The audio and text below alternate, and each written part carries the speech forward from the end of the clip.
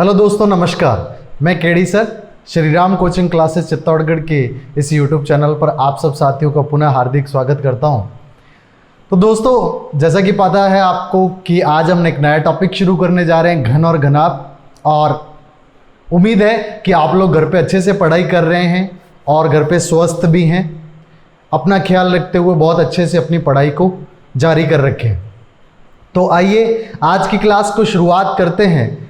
जैसे कि आप अच्छे से जानते हैं कि इस क्लास के अंदर जो अभी हम रिवीजन शुरू कर रखा है, ये सिर्फ और सिर्फ कांस्टेबल एग्जाम को ध्यान में रखते हुए कर रखा है। तो उसी के एग्जाम के पर्पस, उसी को चीज़ को ध्यान में रखते हुए, एग्जाम को ध्यान में रखते हुए आज की इस क्लास के अंदर हम पढ़ेंगे घन और घनाभ को। सबसे पहले बेसिक सी बात आपको ये पता होना चाहिए, यह घन अथवा तो घनाभ कहते किसको हैं। घन अथवा तो घनाभ कहते किसको हैं। अगर मैं बात करूं घन की, तो ऐसा कोई भी घनाभ जिसकी लंबाई, चौड़ाई और ऊंचाई बराबर हो। आप एक बात समझना, जिस रूम के अंदर आप अभी बैठकर पढ़ाई कर रहे हैं, जिस भी रूम में आप बैठ कर के इस वीडियो को देख रहे हैं, वो रूम अपने आप में क्या है? वो अपने आप में घनाभ है। लेकिन अगर उस रूम की लंबाई, चौड़ाई और ऊंचाई तीनों समान हो जाए, यानी कि अगर ये भी L, ये भी L और ये भी L हो जाए, मतलब कि जितना लंबाई है उसकी उतनी चौड़ाई और अगर उतनी ही ऊंचाई है उस रूम की, तो उस रूम को हम क्या बोलेंगे? घन। और यदि मैं बात करूं घनाभ की, तो घनाभ की लंबाई, चौड़ाई और ऊंचाई तीनों समान नहीं होती। कोई दो समान हो भी सकती हैं और नहीं भी, परंतु इतना ध्यान रखेंगे तीनों बराबर नहीं होते। एग्जाम्पल के तौर पर अगर आपने माचिस की डिब्बी देखी है, तो माचिस की डिब्बी क्या है बेटा? वो है घनाभ। ठीक, तो इसे आप बोल सकते हैं ये है लंबाई, ये है चौड़ाई और यहाँ पर है ऊंचाई। मान लीजिए इसे L बोलते हैं, इसे B बोलते हैं और इसे क्या बोलते हैं? H। यहाँ पर L, B, H अलग अलग है और यहाँ पर L, L, L यानी कि लंबाई, चौड़ाई और ऊंचाई तीनों की ही समान है। कोई प्रॉब्लम बिल्कुल नहीं होनी चाहिए। तो ये था आपका घन अथवा तो घनाभ। सबसे पहले जो हम प्रश्न लेने वाले हैं वो घनाभ के ऊपर से लेने वाले हैं। ये इतना बढ़िया टॉपिक है बेटा कि अगर आप एग्जाम में बैठ रहे हैं तो आप मान के चलिए कि अगर इसका प्रश्न अगर एग्जाम में आ जाता है तो 80% से 90%, 80 से 90% बच्चे एग्जाम में इसका प्रश्न हमेशा गलत करेंगे। ठीक है, ऐसा इसलिए बोल रहा हूं क्योंकि ये थोड़ा सा डिफिकल्ट लेवल में चला जाता है, क्योंकि एग्जाम के अंदर माहौल अलग होता है। ध्यान देना, अगर मैं घन की बात करूं तो सबसे पहले हम घन को बात करते हैं काटने की। तो घन बनाते कैसे हैं, कट कैसे करते हैं? एक मेरे को सिंपल बात बताइए, अगर इस लाइन को मेरे को काटना है दो भागों में, तो मेरे को कितना कट लगाना पड़ेगा? 1। और यदि मेरे को इसे बांटना है 3 भागों में, तो मेरे को कट कितने लगाने पड़ेंगे? 2। मतलब जितने भागों में बांटना है उससे 1 कम कट लगाएंगे।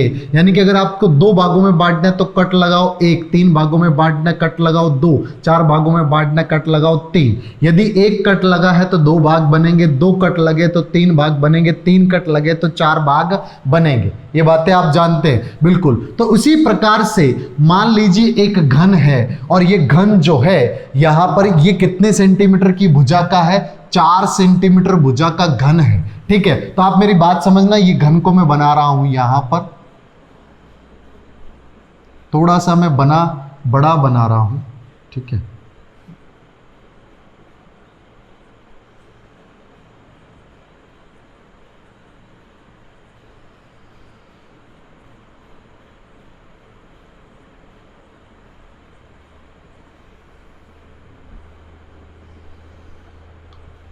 क्लियर है बात? ठीक, फिर मैंने इसको इधर जोड़ दिया, इसको इधर जोड़ दिया। ध्यान रखिए धीरे धीरे कि मैं बनाया कैसे। अगर आपको ये स्ट्रक्चर समझ आ गया ना बेटा, तो समझ लेना आपसे एग्जाम में गलती होने के चांसेस खत्म हो गए।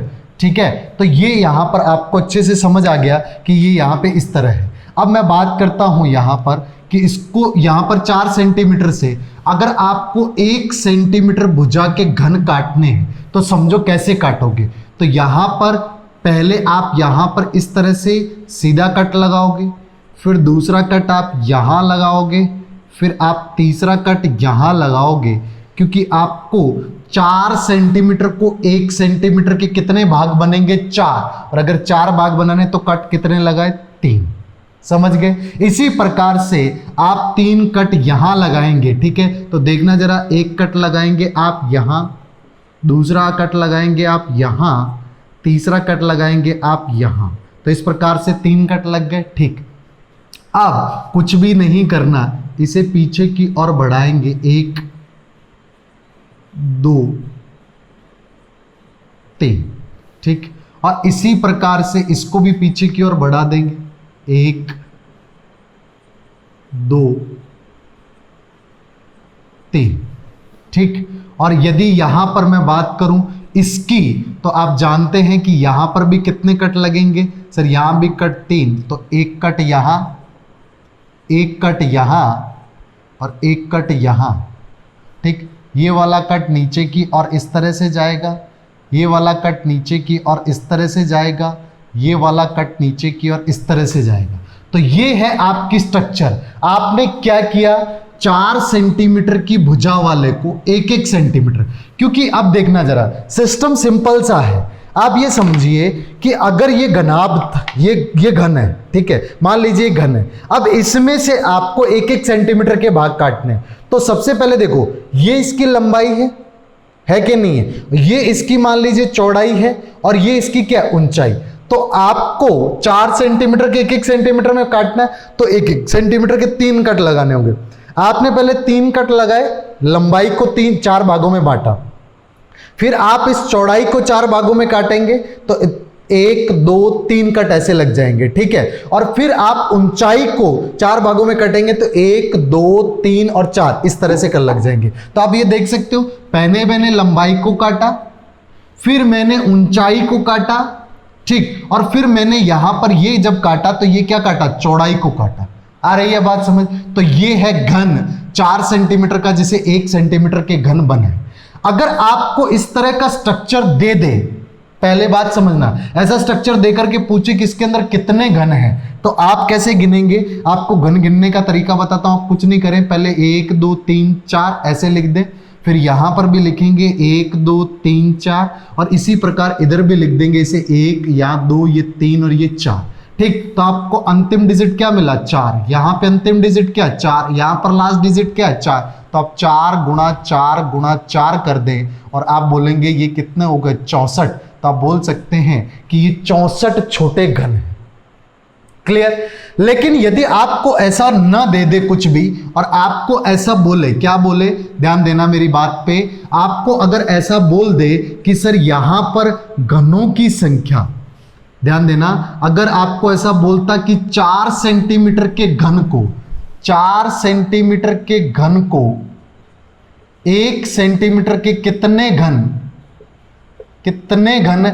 छोटे घन बोलेगा, कितने छोटे घन बनाए जा सकते हैं। तो आपको कुछ भी नहीं करना। आप क्या करेंगे बेटा? आप 4 सेंटीमीटर का बड़ा घन है, बड़े घन को लंबाई, चौड़ाई और ऊंचाई तीनों 4-4 ही होगा, तो 4 गुणा 4 गुणा 4 कर दिया। और इससे 1-1 सेंटीमीटर के छोटे घन चाहिए, तो 1 गुणा 1 गुणा 1 हो जाएगा। तो आप जब काटेंगे तो यहां पे मिलेगा 1 तो कुछ फर्क ही नहीं पड़ेगा। 4 चौका 16 गुणा 4 कितना हो गया? 64। सपोज कीजिए आपको ऐसा बोलता 8 सेंटीमीटर के बड़े घन में से 2 सेंटीमीटर के छोटे कितने घन काटे जा सकते हैं। तो आप यहां पर समझिएगा, आप लिखते 8 गुणा 8 गुणा 8 भाग 2 गुणा 2 गुणा 2, यहां से काटते 4, यहां से काटते 4, यहां से काटते 4, आपको आंसर में कितना मिलता? 64। इसी प्रकार से मान लीजिए आपको यूं बोलता कि 9 सेंटीमीटर के घन में से, बड़े घन में से आपको बोलता कि 3 सेंटीमीटर के कितने छोटे घन काटे जा सकते हैं। तो आप क्या बोलेंगे? 9 गुणा 9 गुणा 9, छोटे वाले को रखा नीचे, और फिर 3 तिया 9, 3 तिया 9 और 3 तिया 9, 3 तिया 9 तिया 27 छोटे घन काटे जा सकते।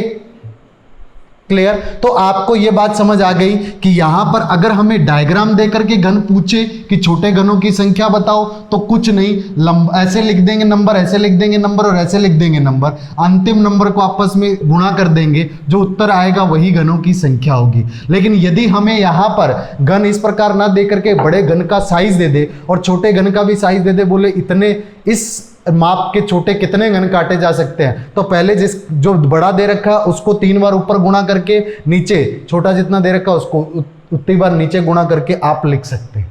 आ रही है बात समझ? ठीक है। अब यहां पर ये समझना बहुत सिंपल सी बात, तो ये थी चीजें। अब बात आती है कि सर यहां पर कुछ घनों के नाम होते हैं, कुछ घन होते हैं जिन्हें हम बोलते हैं कोने वाले घन या कॉर्नर के घन भी बोल देते हैं, है ना। यहां पर एक बात समझना, कॉर्नर के घन कौन कौन से? सर कॉर्नर का घन है ये जिसमें मैंने क्रॉस का निशान लगाया, ये कौन सा घन है बेटा? ये कॉर्नर का घन है।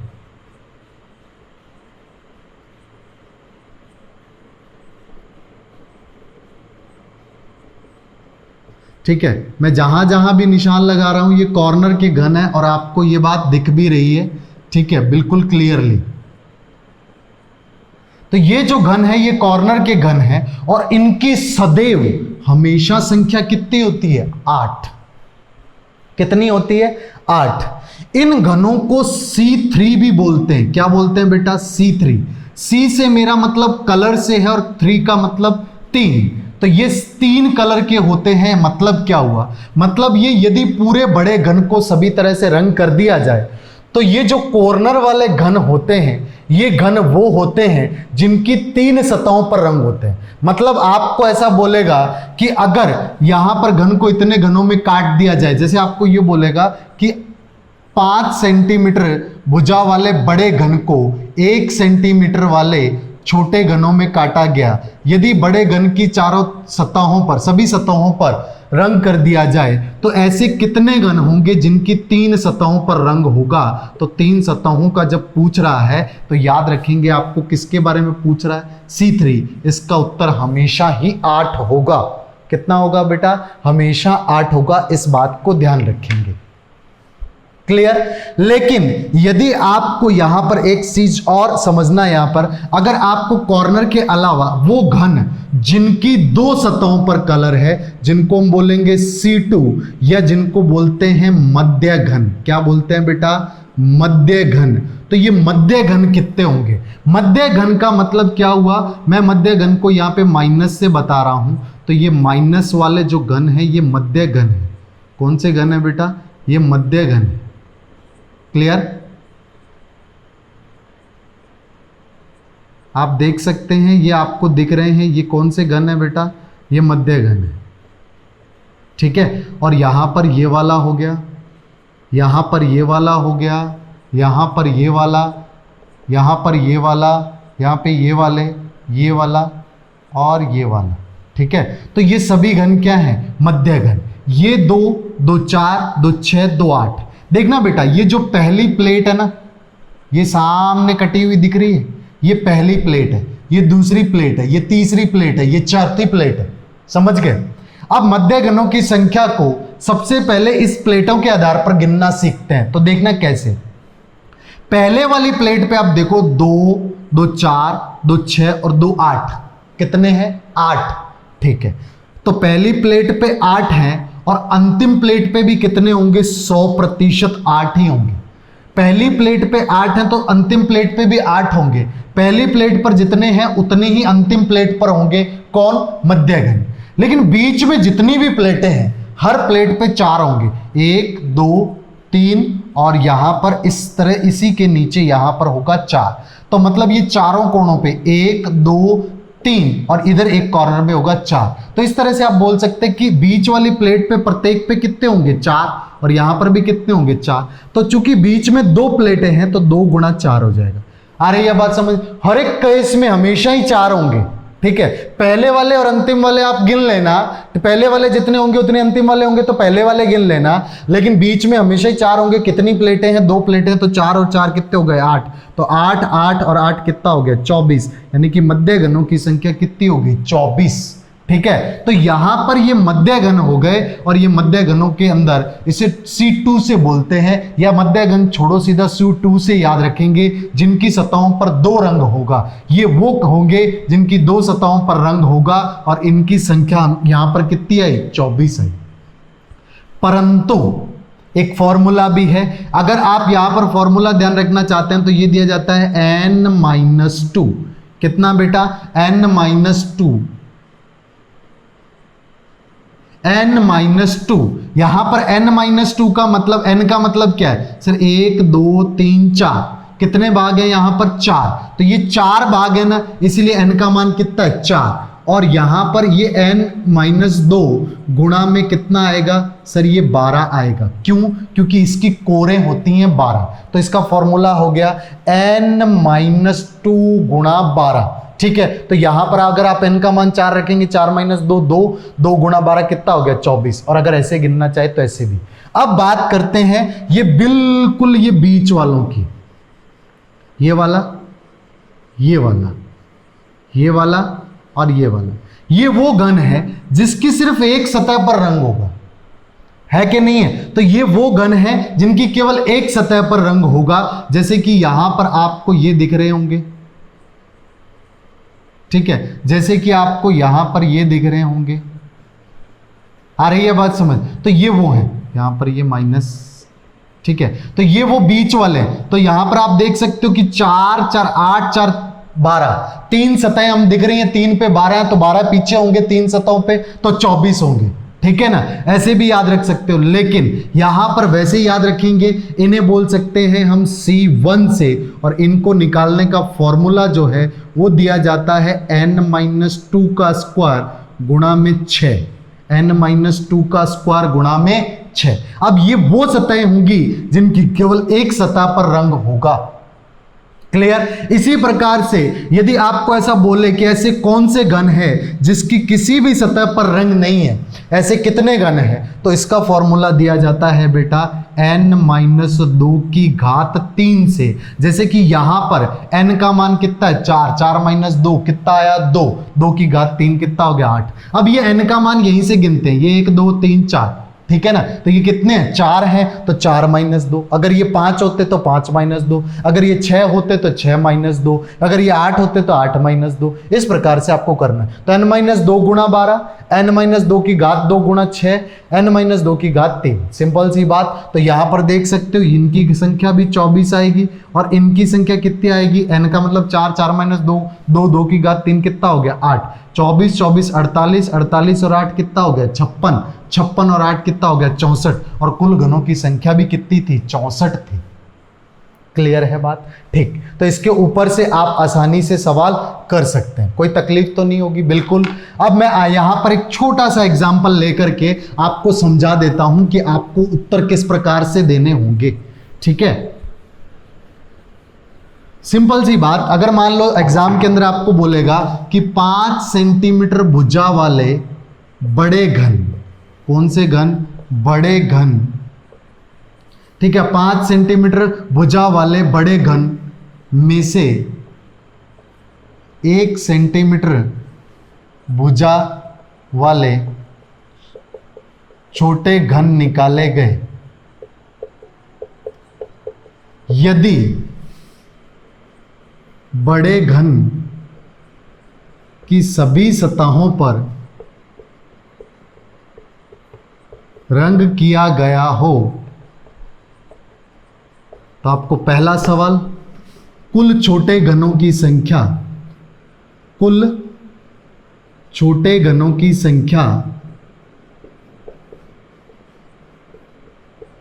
तो आप याद रखेंगे, मैंने पहले भी बताया आपको कैसे निकालना है। यहां पर सिंपल सी बात, पहला बड़े वाले की भुजा कितनी है? 5, तो आप करेंगे 5 गुणा 5 गुणा 5। छोटे वाले की भुजा 1 1 गुणा 1 गुणा 1, तो ये हो गया 5 5 25 गुणा 5 125। ठीक है, अब आपको बोल सकता है ऐसे घनों की संख्या, छोटे घनों की संख्या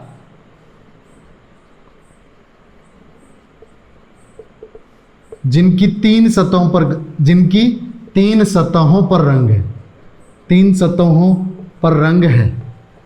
इसका मतलब वो किसकी बात कर रहा है? C3 की। C3 का आंसर हमेशा 8 होगा। समझ गए? इसी प्रकार अगर आपको बोले छोटे घनों की संख्या जिनकी 2 सतहों पर रंग होगा, किन पे? 2 सतहों पर रंग होगा, इसका मतलब वो C2 के बारे में पूछ रहा है और उसका फॉर्मूला है n-2 की घात 2, सॉरी n-2 गुणा 12। अब यहां पर n कितना होगा, तो ध्यान देना, आप 5 सेंटीमीटर को जब आप काटोगे एक एक सेंटीमीटर में, तो 5 सेंटीमीटर में एक एक सेंटीमीटर के कितने टुकड़े होंगे, सबको दिख रहा है 5 टुकड़े होंगे, तो n का मतलब 5 हो गया, तो 5 माइनस 2 गुणा 12, 3 गुणा 12 कितना आया, 36। ठीक है, इस प्रकार से आप उत्तर दे सकते हैं। यदि आपको छोटे घनों की संख्या जिनकी एक सतह पर, कितनी सतह पर, एक सतह पर रंग हो, तो इनको देने के लिए यहां पर क्या हो जाएगा सर, यहां पर इसका आंसर कैसे निकालेंगे, तो इसके मतलब C1 पूछ रहा है, C1 होता है n-2 की घात 2 गुणा 6, और यहाँ पे n का मान 5, 5 माइनस 2 3, 3 3 9, 9 6 का कितना होता है 54, 54। और अगर ऐसा बोल ले कि छोटे घनों की संख्या जिनकी 0 सतह पर रंग है, मतलब किसी भी सतह पर रंग नहीं है, तो आप ध्यान देंगे ये C0 की बात कर रहा है, और इनकी संख्या दी जाती है n-2 की घात 3, यानी कि 5 माइनस 2 की घात 3, 3 की घात 3 का मतलब हो गया 27। कितने हो गए बेटा, 27। आप गिन लेना, 8, 36, 54 और 27 का टोटल 125 आएगा। क्लियर है, तो ये सिंपल सी चीजें हैं जो आपको एग्जाम में पूछी जाती हैं। मैंने यहाँ पे आपको फॉर्मूले बता दिए, टेक्निक बता दी, आप आसानी से कर सकते हैं।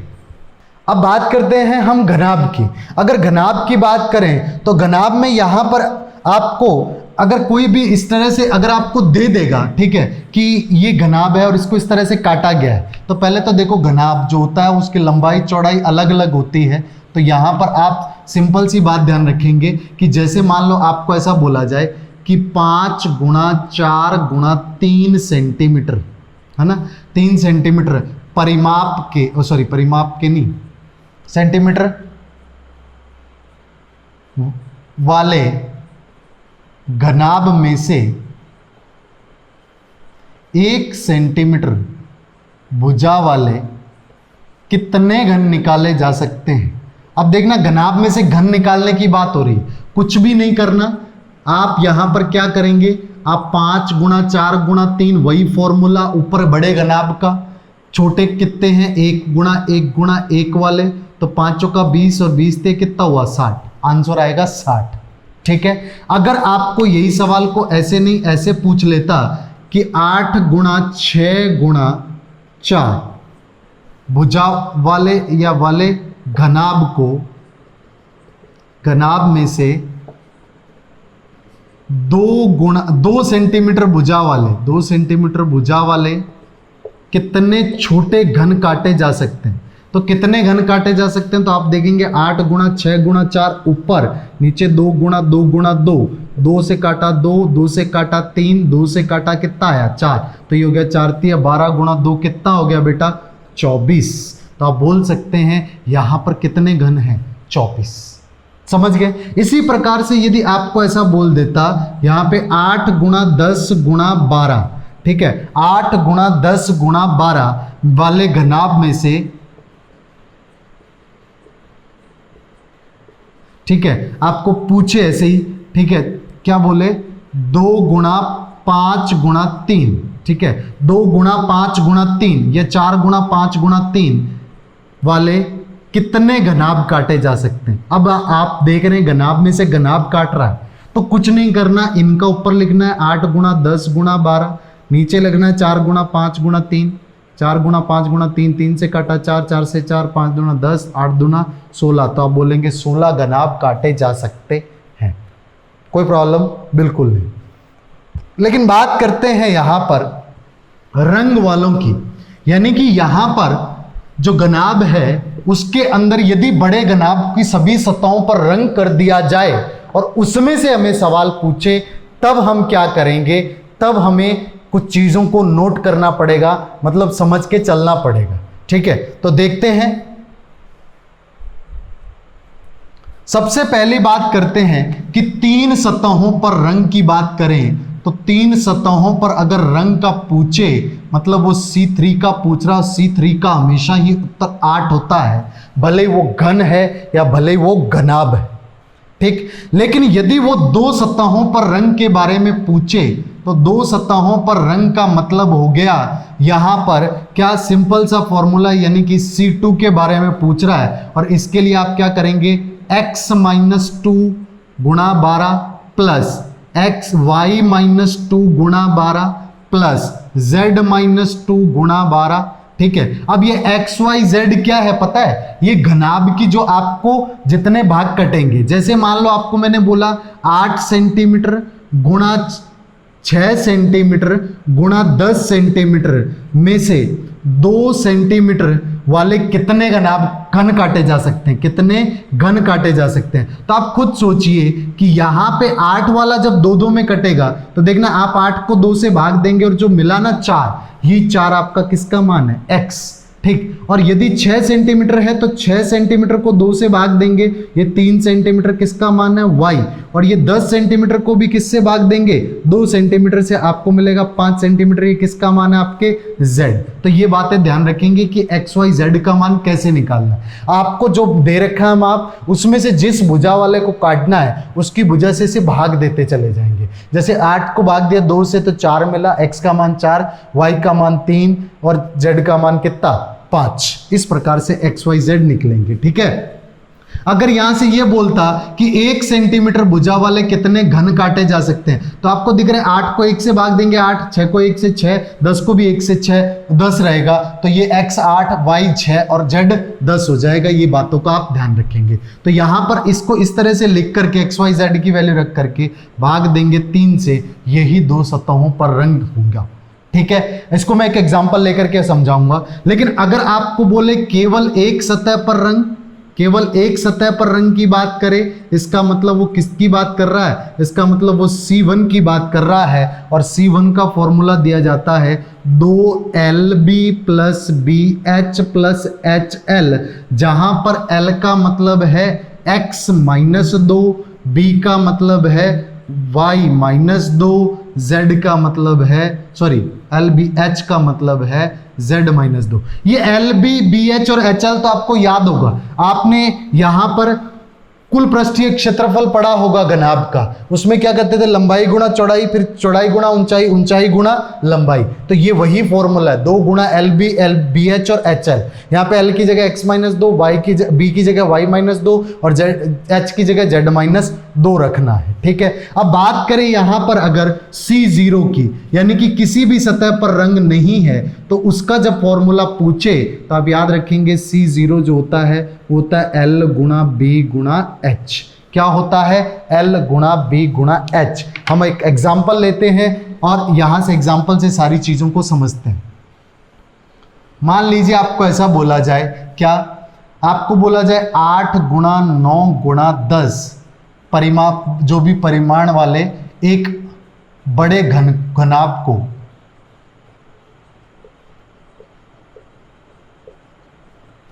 में से 1 सेंटीमीटर भुजा वाले कितने घन निकाले जा सकते हैं। ठीक, फिर इसी के अंदर बोल दे यदि घनाभ को कि सभी सतहों को रंगा गया हो, सतहों पर रंग किया गया हो। ठीक है, अगर सभी सतहों पर रंग किया गया हो और आपसे बोले कि ये बताओ कि 3 सतहों पर रंग वाले कितने घन होंगे, फिर 2 सतहों पर रंग वाले घन, फिर 1 सतह पर रंग वाला घन। ठीक है, केवल 1। फिर यहीं पर आपको बोल दे कम से कम एक सतह, ठीक है, पर रंग हो, ऐसे घन कितने होंगे। या फिर इसी के अंदर ये 1 नंबर क्वेश्चन तो यहां था, ये 2 नंबर इसी के अंदर, ये 3 नंबर क्वेश्चन, ये 4 और ये 5, इस प्रकार के। या फिर आपको बोले अधिकतम 2 सतहों पर रंग।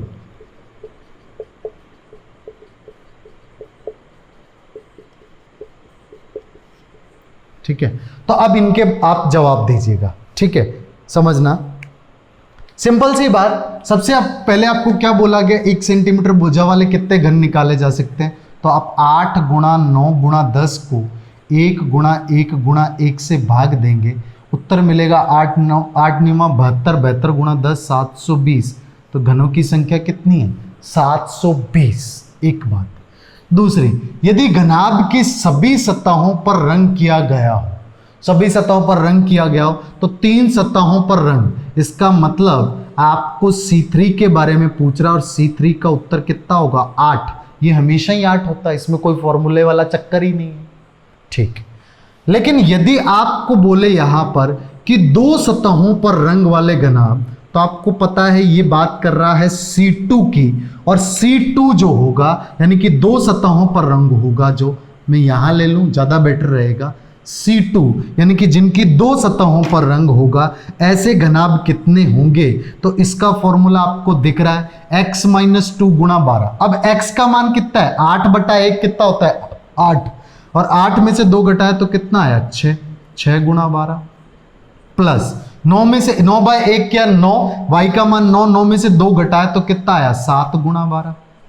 समझ रहे हैं? और इसी प्रकार से 10/1 यानी कि 10, और 10 में से भी 2 घटाए तो कितने हो जाएंगे? सर 10 में से 2 घटाए तो ये हो जाएंगे 8, और 8 गुणा 12 भाग देना है किससे? 3 से। सब में से 12 कॉमन आ रहा है, अंदर बचेगा 6 + 7 + 8 और बट्टा 3, और यहाँ पर 12 गुणा 6 × 7 13, 13 और 8 21, 21/3 कितना हो जाएगा? 7। 12 × 6 = 72, 12 × 7 = 84, यानी कि 84 ऐसे घन होंगे जिनकी 2 सतहों पर रंग होगा।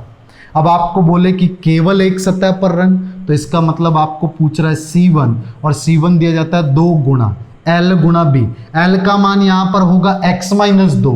x का मान था 8, 8 में से 2 गया था तो ये आया था 6, तो 6 गुणा B का मान आया था आपको पता है 9 - 2 यानी कि 7, और इसी प्रकार से H का मान आया था कितना? 8। 10 में से 2 गया था 8, तो ये हो जाएगा 7 गुणा 8, फिर हो जाएगा 8 गुणा 6। तो जब इनको करोगे 6 × 7 = 42, और 42 + 8 × 7 = 56, और 56 8 का कितना होता है? 48। सबको जोड़ोगे तो ये हो जाएगा 80 और 90, 90 में 146, और 146 का 2 गुना कितना होता है? सर ये हो जाएगा 292, 292। अब बात आती है सर बहुत इंपॉर्टेंट, कम से कम एक सतह का मतलब कम से कम एक पे हो तो वो भी 2 पे हो तो भी चलेगा, 3 पे हो तो भी चलेगा, 4 पे हो तो भी चलेगा, पर यहां पे 3 सतहों पर रंग हो सकता है। इसका मतलब जब कम से कम एक सतह पर रंग बोल रहा है, तब इसका मतलब C1 + C2 + C3 आपका उत्तर होगा। जब वो बोल रहा है अधिकतम 2 सतहों, इसका मतलब ज्यादा से ज्यादा 2 पे हो, 2 से कम 1 वाला भी चलेगा, 0 वाला भी चलेगा, लेकिन 2 से ज्यादा वाला नहीं चलेगा। इसका मतलब इस केस के अंदर आप देखेंगे C0 + C1 + C2, तो यही आपका तीनों को जोड़ देंगे और यही आपका क्या हो जाएगा? उत्तर हो जाएगा। तो ये था आपका घनाभ का चैप्टर, और बहुत सिंपल सी चीजें, सभी कॉन्सेप्ट मैंने डिलीवर करने की कोशिश की। उम्मीद है आपको लेक्चर अच्छा लगा होगा। अगर अच्छा लगा तो प्लीज इसे लाइक कर दो, अपने फ्रेंड्स के साथ शेयर कर दो। तो चलिए दोस्तों, आज की क्लास को यहीं देते हैं विराम। अगली क्लास के अंदर एक फिर नए टॉपिक के साथ मिलेंगे। तब तक आप घर पे पढ़ते रहिए, और सबसे इंपॉर्टेंट आप अपना ख्याल रखिए। Thank you very much.